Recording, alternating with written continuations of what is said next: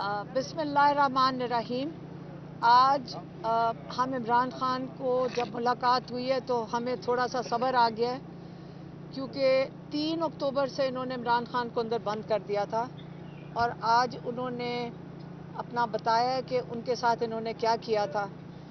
क्योंकि आपको पता है कि 4 अक्टूबर को इमरान खान ने एहतजाज कॉल किया था डी चौक में, और 3 अक्टूबर से इन्होंने इमरान खान को बिल्कुल इस फस्तायत में रखा है। इतना इन्होंने जुल्म किया है कि जो ना पाकिस्तान का कानून इजाज़त देता है। अव्वल तो यहाँ पे कानून का यहाँ पे कोई हिसाब ही नहीं है, यहाँ कोई कानून के ऊपर कोई चीज़ की ही नहीं जा रही। उनको कमरे में बंद कर दिया। उनको 5-6 दिन तो उनकी ना बत्ती थी, ना उनको कमरा सेल खोला गया, और हम खुद जेल काट के हैं। यकीन करें, अगर आप उस कमरे में बंद हो जाएं, वो चक्की का कमरा जो उनका है 6x10 का, उसके अंदर उनको बंद कर दिया। ना बिजली थी, ना कोई अखबार था, उनको कोई इन्फॉर्मेशन नहीं दी जा रही थी, ना उनको पता था बाहर क्या हो रहा है, ना किसी को मुलाकात की इजाज़त थी, ना लॉयर्स को, ना फैमिली को। और उनका खाना पता नहीं उनको क्या दिया गया, जो उनको फिर उल्टियाँ आई हैं, उनकी तबीयत ख़राब हुई है। किसी को उन्होंने इन्फॉर्म नहीं किया, जेल वालों ने हमारी फैमिली को इन्फॉर्म नहीं किया, उनके लॉयर्स को इन्फॉर्म नहीं किया। उसके बाद उनकी जो साइकिल थी, जो जिस पे वो वर्जिश करते हैं, आपको पता है कि उनके ऊपर कातलाना हमला हुआ था वजीराबाद में। उसे उनकी टांग में अभी ऐसी उनकी कैफियत है कि उनको वर्जिश की बड़ी ये मेडिकली ज़रूरत पड़ती है, इसलिए वो साइकिल है उनके पास जिम की। वो उन्होंने 3 हफ्ते के बाद 3 हफ्ते ना उनको जिम की साइकिल दी, और कोई 10 दिन के बाद उनको 1.5 घंटे के लिए बाहर इजाज़त होती थी उस सेल में से निकलने की। हालांकि पाकिस्तान का कानून जो है, जेल का कानून जो है, उसमें जो सजाए मौत के कैदी भी हैं, उनको भी इजाज़त है कि 12 घंटे वो अंदर रहेंगे और 12 घंटे उनको बाहर फिरने की इजाज़त है। और ये अगर इमरान खान के साथ क्यों कर रहे थे? वो इसलिए कर रहे थे क्योंकि ये खुद खौफ में है कि इमरान खान कुछ कह ना दें किसी को। लेकिन ये बताएं, जब किसी से बात भी नहीं कर रहे थे, उनकी साइकिल क्यों ले ली गई, उनका खाना क्यों बंद कर दिया गया? उनके साथ ये जुल्म क्यों कर रहे थे? क्या वो इमरान खान को जेल में मार देना चाहते थे, या उनको वहाँ जेल में ख़त्म करना चाहते थे? फिर ये कहते कि जी उनको कोई हार्ट अटैक हो गया। आप ये भूल जाएं कि हम इस चीज़ के ऊपर चुप बैठे रहेंगे। हमें उन्होंने जेल में डाला, हमारे ऊपर आपको पता है कि क्या लगाया उन्होंने, कि शायद हम घरेलू खातून हैं, शायद हम अपने किचन में, अपने बावर्ची खाने में बम तैयार कर रहे थे असेंबली उड़ाने के लिए।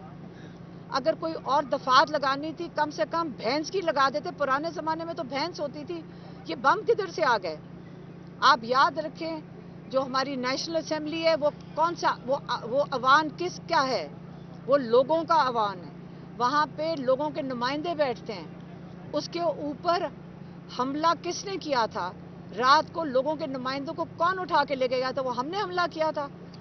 हम तो 2 खातून अकेली एक फुटपाथ पे 5:30 बजे खड़ी थी, और उन्होंने हमें अरेस्ट किया, खाली हाथ थी। उन्होंने उन्होंने कहा जी इनके हाथ में मेगाफोन था, और ये पता नहीं क्या लोगों को उकसा रही होंगी। खाली हाथ, वो वीडियो के ऊपर भी आया होगा, क्योंकि कोई बी लॉगर माशाल्लाह आपका कोई भाई होगा जो हमारा से इंटरव्यू ले रहा था। आप हमें अरेस्ट करके ले गए, हमें भी बंद कर दिया। वो यही जो इनके डेथ सेल्स होते हैं, ना कोई कम्युनिकेशन की किसी को इजाज़त थी, ना हमारे से कोई बात कर सकता था। लेकिन वहाँ पे भी मेरी बहन और मैं यही सोच रहे थे कि हमारा भाई और कई 100 और कैदी किस किस्म की ज़िंदगी गुजार रहे हैं। हमारे आगे तो फिर एक छोटा वरांडा था और एक छोटा सा सहन था, कि वो किस तरह गुजार रहे होंगे। वो तो एक गली में वॉक करते हैं, उनके आगे तो बाहर कोई रोशनी भी नहीं नज़र आती, और वो 1.25 साल से इस हालत में है। और वो कितने मजबूत हैं माशाल्लाह। हम उनको देख के इतना इंस्पायर होते हैं कि उनका कितना हिम्मत और हौसला है, और वो उन्होंने किस तरह पैगाम, अभी क्या पैगाम भेजा है। आपको ये भी बताती चलूं कि हमें पैगाम आ रहे हैं कि आपके ऊपर मेरे ख्याल में कोई 9-10 और FIR हैं, कोई अटक की भी है, और पता नहीं और कहीं पिंडी की भी, और हसन अब्दुल कहाँ की हैं।